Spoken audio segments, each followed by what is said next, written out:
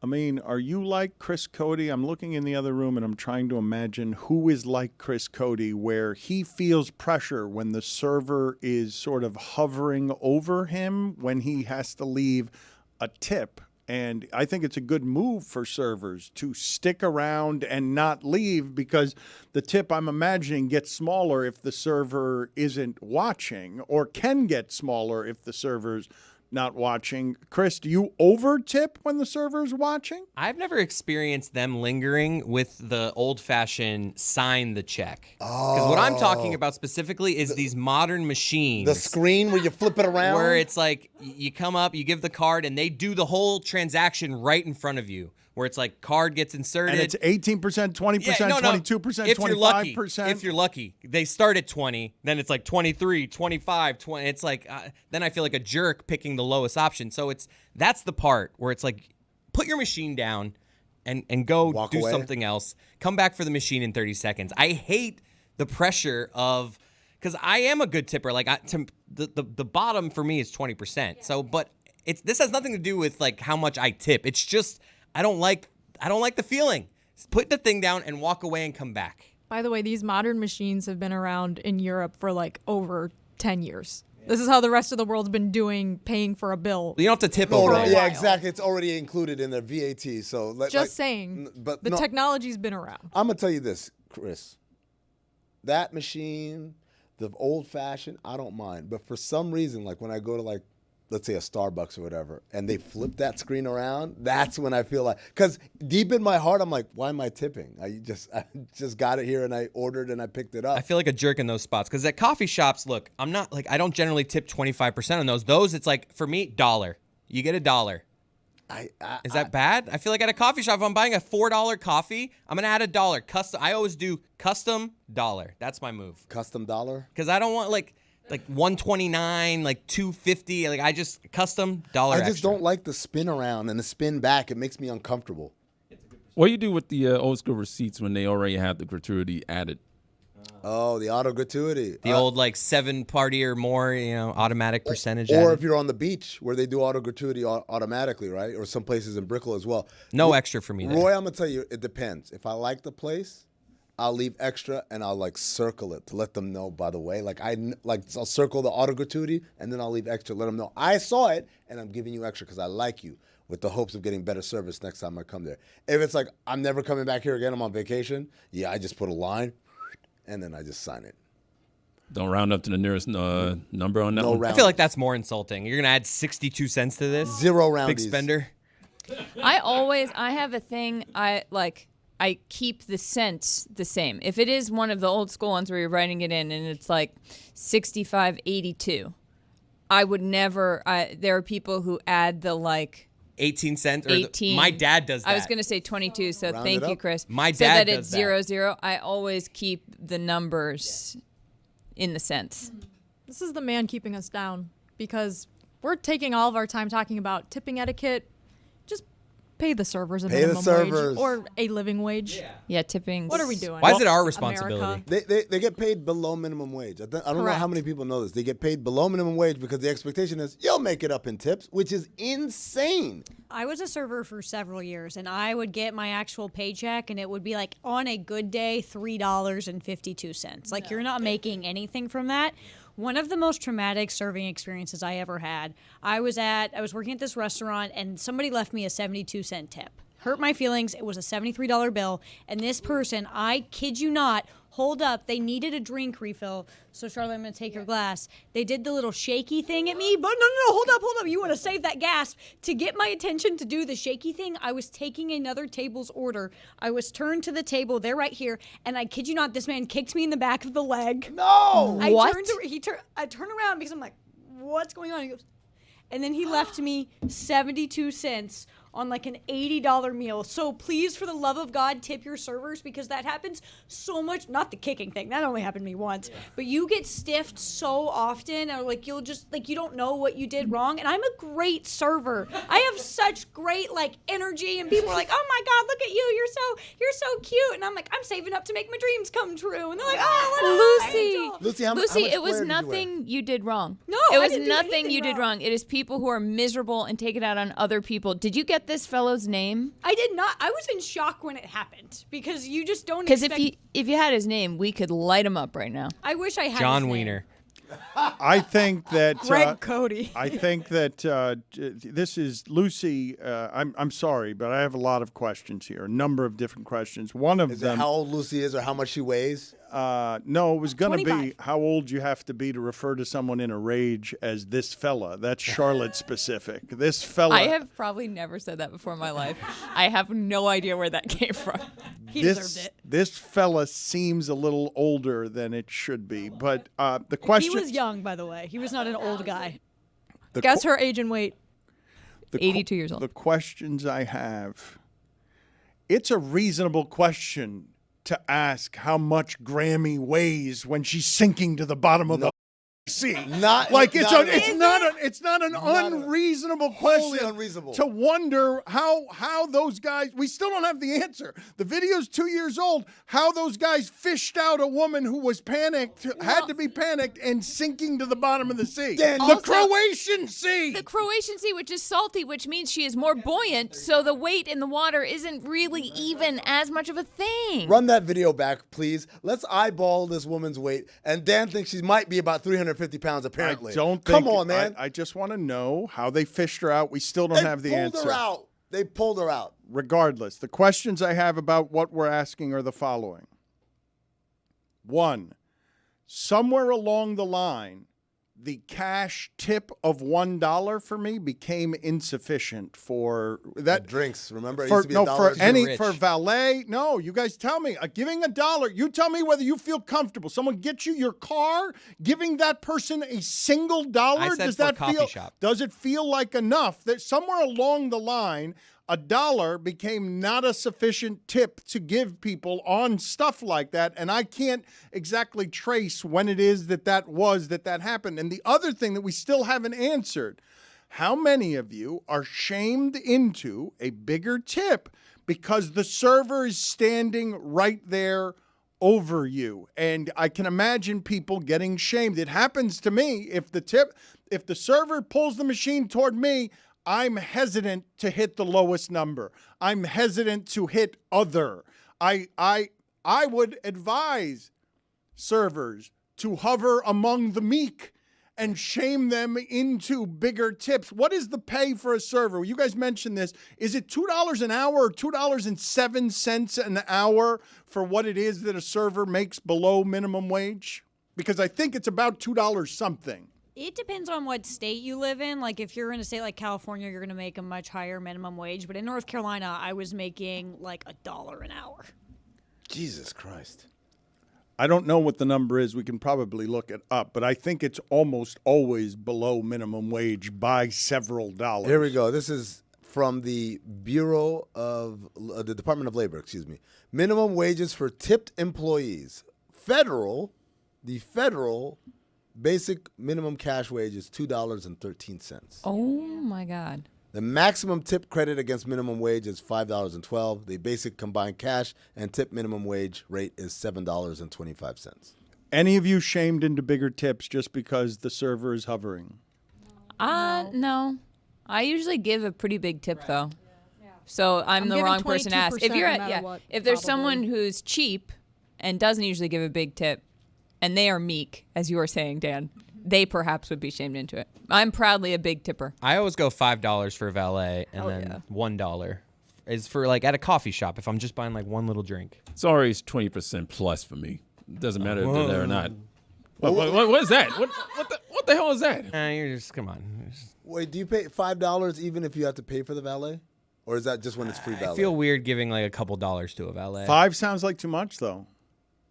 Me and my dad have gotten into arguments For- because my dad thinks $2 or $3, and I'm always like, give $5. But I'm just saying, like, if you had to pay for the valet, it wasn't like I get what you're comp saying. valet. You still tip $5? tipping. Yeah, All right, let's figure this out. What is the going rate? Put it on the poll at LeBatard Show. How much do you give the valet, $5 or $1? Because I feel like it should be in between there, but don't give that as one of the I options. feel like $1 isn't. I feel like $5 is the new $1 thanks to inflation. Put that on the poll as well. Wow, If- you really amused. couldn't even get through that. This fella really amused herself. If you Good call on fella, Dan. That was weird, Char. I don't know where it came. I've literally never said that before in my life.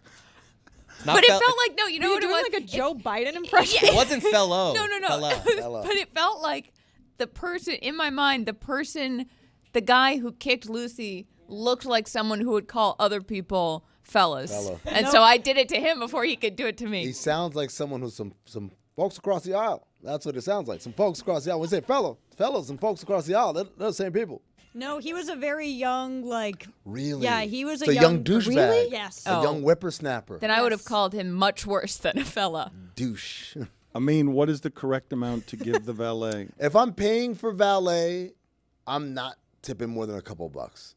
Like, I feel like that, like, rightly or wrongly, I just feel like, and it's not like being a server where you smell like food and stuff. Well, you're just driving nice cars all day. I want to ask you guys how much this has changed, because I really do feel very often like I'm one of the few people on earth wandering around with cash anymore.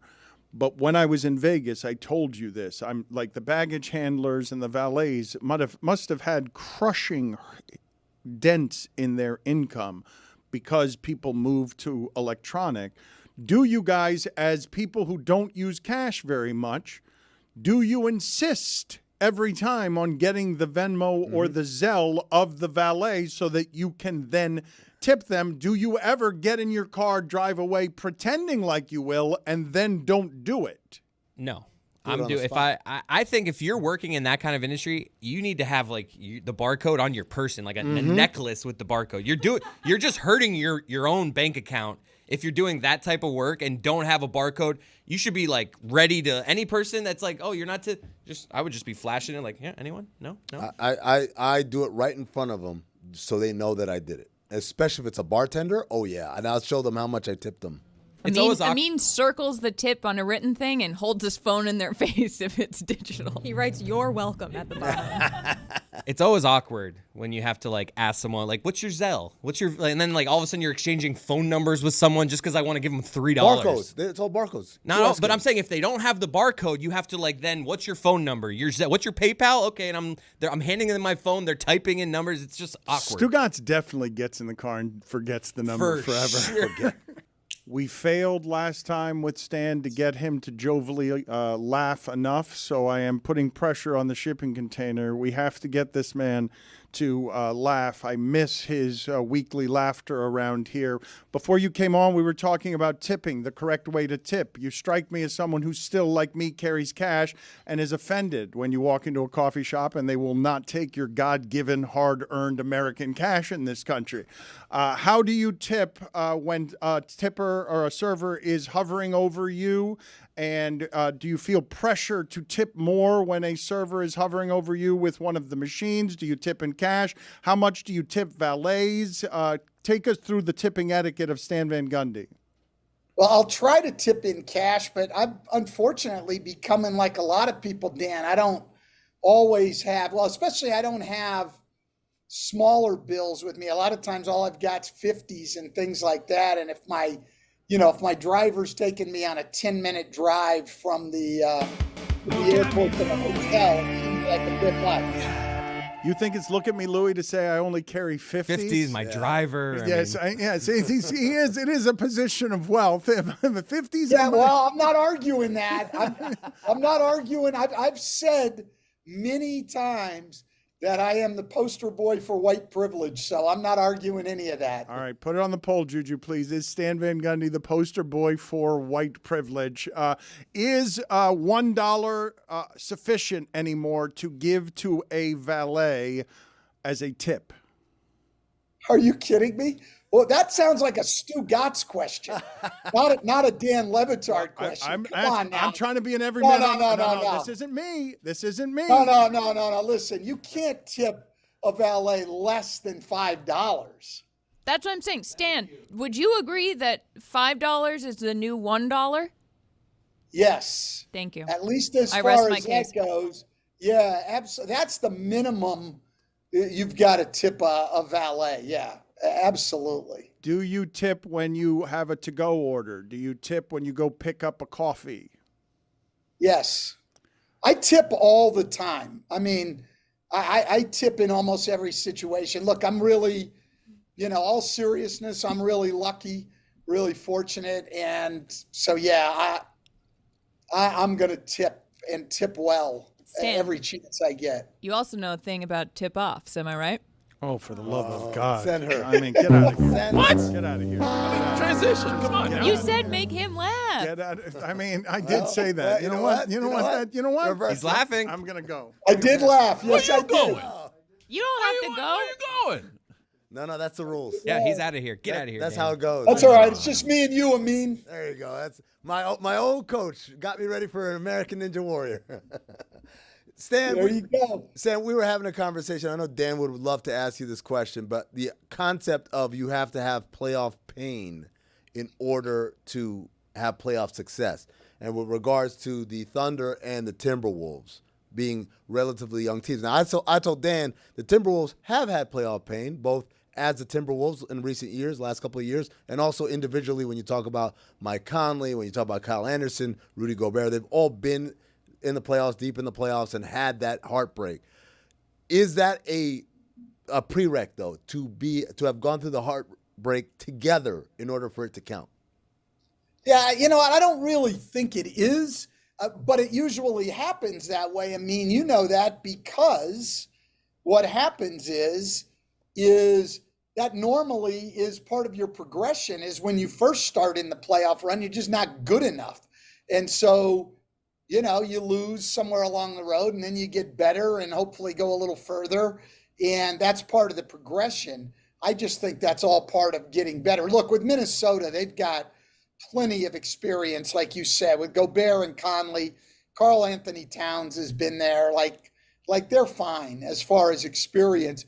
And with Oklahoma City, the only thing that identifies them as a young team is their birth certificates. Like all the things that we look at, I mean, that you would say, yeah, that's what a young team does. You know, they turn the ball over a lot. Well, not this team.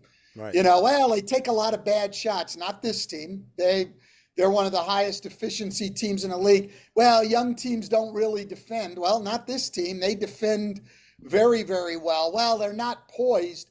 This may be the most poised team in the league under adversity in games and things. So nothing that you see on them on the court, you could sit and say, well, that's what young teams do. I mean, nothing. There's just nothing that identifies them as young, again, other than their chronological age. So I think they're not getting enough respect from people.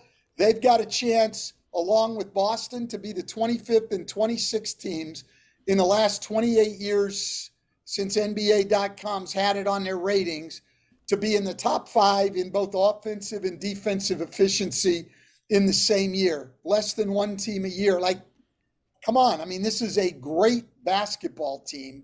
And I don't hear them talked about enough. People talk about Denver, deservedly so, and then the Clippers, Phoenix, and even New Orleans ahead of Oklahoma City and Minnesota. It doesn't make any sense to me.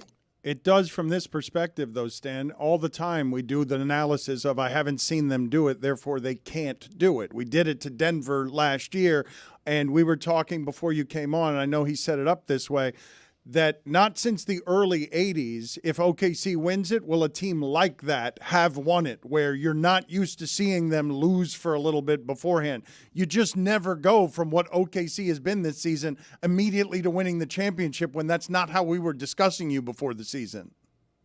Yeah, and I get that, but I don't think we have precedent for teams like this. Normally, what you will have seen is the first time they get in the playoffs, they're a lower seed and playing on the road. And then maybe they're at home for the first round and then on the road. This team could be the number 1 seed. This team could be playing at home all the way. Like, where's the precedent for that? You know, we don't have that precedent. So this team has made a huge jump. They're one of the best teams in the league. You know, I get it. And I'm not going to say that's the team you've got to bet on, because I think them, Denver, Clippers, Minnesota, if they can get healthy again, you know, all have great shots. But, you know, to think that I had somebody tell me that Oklahoma City in the first round would be an underdog against the Lakers or the Warriors. Like, I don't buy that. You got to be kidding me. Like, those two teams aren't close to Oklahoma City in terms of talent. Yeah, they've got an experience edge, but the talent is just, there's a huge discrepancy. Stan and Dan. Run. I'll ask the question. So when you've got Oklahoma City and the Lakers, and someone like Amin was telling me earlier this season, Stan, I'm like, hey, Golden State's done. This is all over. The young people are taking over. People are holding on to their memories with Golden State and the Lakers, but they're not paying attention to what's happening this year. You say what to the tide has turned? The old people are going to get out of here. The young people are going to get them out of here this year. Yeah, I mean, listen, I will say this. There isn't a single series in the West that I would call a major upset, no matter what happens, because you do have teams like the Warriors with, they're going to line up Steph Curry on one side, and the Lakers are going to have Anthony Davis and LeBron James. There's nothing I would call a major upset in the West, but to think that those teams would be favored over Oklahoma City just doesn't make any sense to me, and they won't be. The sports books, I'm sure, will not favor them over Oklahoma City. Stan, is the league throttling scoring? Well, the scoring's going down and pretty significantly right now. I mean, over the last month or two, you start looking at the scores every night, you're seeing multiple teams every night under 100, everything scoring, unless you get to play against Dallas, scores are going down. Do you believe it's a refereeing conspiracy to keep the scoring down? What do you believe is happening there? No, I think what's happening is we're almost seeing what we see in the playoffs. We've got so many close races for playoff seeding and everything. The games are taking on a real sense of urgency right now, which I think is good. Teams are playing harder. The defense is better. The pace is slowing down like it does in the playoffs. No, I don't think the refereeing has anything to do with it whatsoever. Let's play for Amin and Stan the video of Stan coaching Amin for what remains the single most viewed clip in the history of American Ninja Warrior. This is some of the finest acting I've ever seen, not just among thespians, but at ESPN and beyond. I believe that all of this acting, Stan Van Gundy teaching Amin how to get ready for American Ninja Warrior, some of the best thespian work that has been done anywhere. Unfortunately, we don't have audio to this. We only have B-roll, which sort of some of the drama is lost in this, but you can just see through the acting here, the two of them together, Amin and Stan preparing for American Ninja Warrior. This is great. Well, and to give Amin even a little more credit there, he was not only the lead actor, he was also the director. This is great fun. I knew Stan, we'd done work together, but I didn't know Stan well enough. I said, is he going to reject this idea? This is ridiculous. You know who I am. I'm Stan goddamn Van Gundy. But he went along with it. You were a great sport, and it was such a fun day of recording. Jessica has a question, though. Yeah. Are you contractually obligated to bring up American Ninja Warrior every time you come on the Dan Le Batard Show? Let me tell you something, Jessica. If you're part of something as successful as I was, you'd bring it up every single time. Wow, there you go. Whoa. Well, There you go. It was What was There sort you of go. successful in its failure. Right. And But, it was a success, though. Yeah. That's the first word there. No, exactly. Yep. It all depends on how we measure success in a lot of different ways. Amen. But usually not with failure. Which is why Amin is so special. I feel like of all the different ways well, we you got a point there. measure success, it's almost never measuring success by stacking a mountain of failures on top of each other. It's a solid point, but Proof is in the pudding, Dano. All right, just show the clip already. Just show us whatever it is that we've got here of Amin. Let's just show the clip of Amin falling in the water, shall we? Stan is joining us from a haunted or near a haunted hotel in Oklahoma City. He's not staying at the haunted one. He's staying across the street. Let's just play, please, the video and audio. Stan, I need you to lay out here and be quiet for a second so that you don't interrupt the coaching of Amin Al-Hassan before American Ninja Warrior. Do it. And help me with my diet. No! We talked about this! This event's all about toughness. Nobody tough eats a kale salad. You want the impossible. I just want you to win. Ready? Go. To work me out. Oh, now we're talking. Yeah, he's top notch. He's one of the most famous, he's the most highly paid coaches in the world, and he agreed to do it for me. Practice, so, you know, I got to save money on the side as well. I mean, you're going to have to pay him in Diet Pepsi at least. Good job. No, that one's going to cost you. Ass on. No, that's great, man. Just tremendous acting all around. Ass on. No way. Oh, wow. No way. Jessica, you're being disrespectful. Be respectful. You can catch Stan Van Gundy on everything that the Thursday night TNT and TBS basketball crews are doing because they cover basketball as well as anybody has ever covered basketball. Our thanks to Stan Van Gundy for joining us. Before I get back to some basketball questions with you, though, because we like to dabble in some politics with you, I'm just curious what you make of all of the latest surrounding the fringe candidate, Robert Kennedy, and the idea that he would have Jesse Ventura or Aaron Rodgers very high up on his list of vice presidential candidates.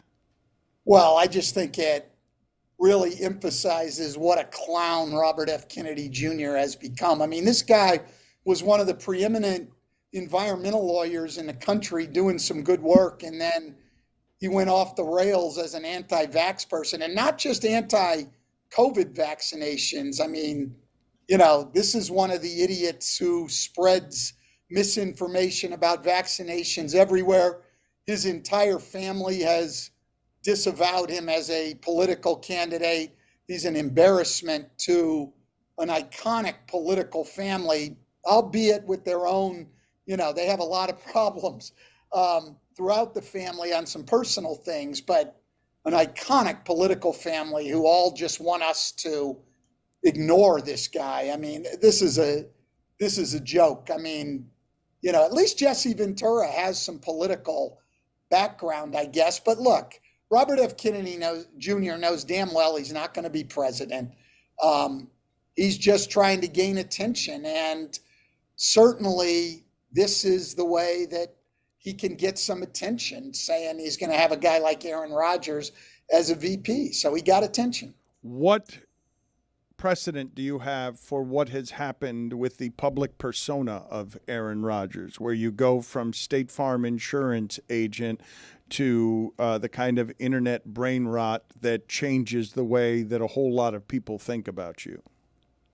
Yeah, I you know what? It's just so interesting. I think that these people, you know, this is, you know, where his connection with RFK Jr. is. Some of these anti-vax people, look, I think there were legitimate issues on making the COVID vaccination mandatory, things like that. But then some of these clowns have just taken it so ridiculously far that, you know, Dan, in Florida, we're trying to bring back measles.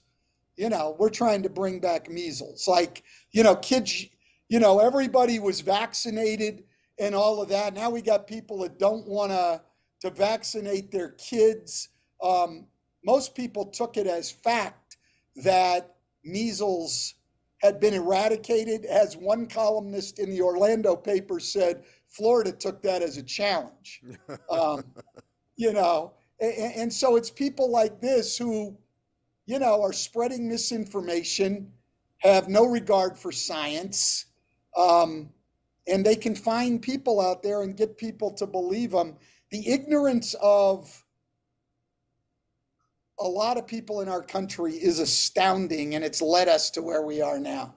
What is your greatest daily frustration on this front, where you throw your hands up because you are somebody who has tried to advocate for equality and decency? Like, what is the single most consistent thing that's going to send you boiling over, you know, talking to your loved ones about, can you believe this again? Yeah, it's every day. It's something. But I think it's the overall ignorance of so many people. Like, we've always had fringe people out there. We always have. They're there, but they couldn't command 35, 40% of the population to believe them when they're spreading blatant lies. Now you can. I mean, John Stockton is now suing because somebody wouldn't let him spread COVID misinformation. I mean, there's mind-boggling stuff going on where we used to argue about solutions. We used to argue about policy. It doesn't seem to me that even into my 30s and stuff that we were arguing about facts. Now we argue about facts. People don't believe science. They don't believe blatant facts. I mean, it's astounding. Who is the athlete or celebrity that your viewpoint has changed so much because whether it be John Stockton or someone else, you can no longer separate message from messenger? No, I can still separate it with all of them, to be quite honest. I mean, I have incredible respect for John Stockton as a player. I've got great respect for Aaron Rodgers as an athlete. No, I can separate it. We probably make the mistake in not separating it with things. I mean, you can look and say, John Stockton is one of the greatest point guards of all time. Aaron Rodgers, one of the greatest quarterbacks of all time. But I think their political views are clownish. We should be able to do that. It shouldn't be, wow, Aaron Rodgers is a great quarterback. Yeah, I'd love to have him as a vice president. I mean, come on. In Georgia, they ran Herschel Walker for Senate, the United States Senate. And there was a large part of the population there voting for him, even after they listened to this guy. I mean, like, you can say the guy was a great running back. You can even say the guy was a great role model. But these ideas are buffoonish. I don't understand why we can't make that distinction. I really don't. Coach, how do we fix it? Well, I don't know. I mean, I think it's up to us. I have said for years, we get the leaders that we deserve. Like, if we don't want to take the time to learn things, if we don't want to hold the people on our side of the ideological divide accountable, if we are just going to be ignorant followers of total lies and deception, then we deserve what we get. So the solution is for more people to wake the hell up, but I don't know if that's going to happen or not. Let's segue effortlessly back into Bucks basketball Nice. and ask Stan Van Gundy the question. Is this Bucks team in any way, the roster, better than the one from 2 years ago? Well, the only way they're better, in my opinion, is they've got a huge weapon now at the end of games, at the end of close games. I mean, Damian Lillard has not had a great year by Damian Lillard's standards, but he's still one of the scariest guys coming down the stretch of a close game as there is in this league. And with Chris Middleton's decline, because Chris Middleton, not Giannis, was their go-to guy at the end of close games in that championship run. He's not the same guy. Now they have that guy. So they are better in that sense. But defensively, they've taken a major step back. That's one of the worst defensive backcourts in this entire league with T and Beasley.